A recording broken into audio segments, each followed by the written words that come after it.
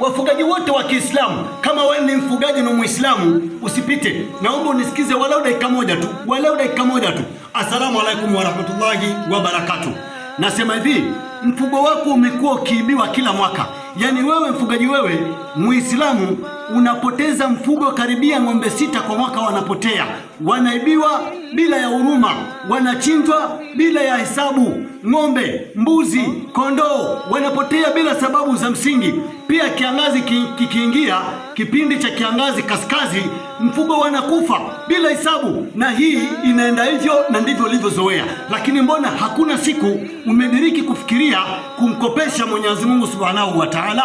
Wakati Mwenyezi Mungu anasema katika Qur'ani tukufu, hapa msahafu nao inasema aya, madalladhi yukridullaha qardan hasana, ni nani yule ambaye kwamba atamkopesha Mwenyezi Mungu mkopesho mzuri, qardan hasana, mkopesho mzuri, fayudhaifahu lahu, na yeye atamrudishia maradufu. Yani Mungu atakulipa maradufu. Maana ya maradufu ni kulipa zaidi ya vile wewe ulivyotoa. Hivyo ndivyo inamaanisha. Alafu Mungu anaendelea kusema walahu ajrun karim, na kwake yeye ndipo kulipo na malipo ya ukarimu. Sasa mbona kupotea mfugo, kuibiwa, kufa bila ya nini?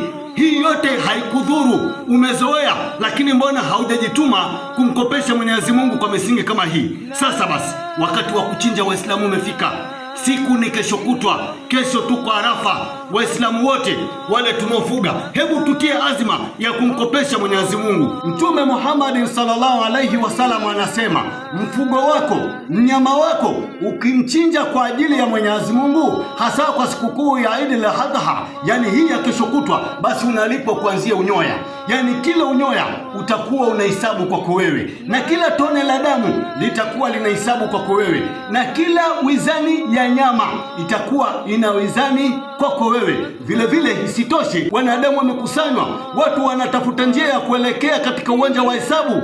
Basi wewe unaletewa mnyama wako ulimchinja, anachuchumaa pale, unapanda na anakubeba na kupeleka mpaka uwanja wa hesabu. Vile vile isitoshe, ifikapo siku ya kuhesabiwa mali zako, basi ule mnyama wako ndiye atakaye kwenda kutumika kuyaangusha mizani kwenye mema yako. Wewe unaonaje hili? Yani mwili umekufa ganzi, moyo umezoea kupoteza na kuibiwa ng'ombe, mfugo bila faida yoyote. Moyo wako uko radhi kwa sababu umezoea fikra ya kuambia ukimchinja na kumchinjia Mwenyezi Mungu, mfugo wako utapungua, ng'ombe watapungua. Huo ni msiba wa nafsi. Chinja kwa ajili ya Allah.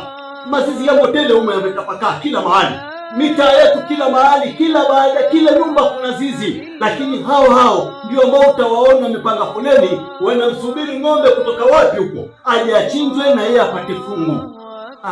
Sivyo, haipendezi. Hebu na wewe pia jitolee, upangishe foleni na wewe upatie kwa ajili ya Mwenyezi Mungu Subhanahu wa Ta'ala, na inshallah atakulipa. Na tumalize kwa kusema aya hii.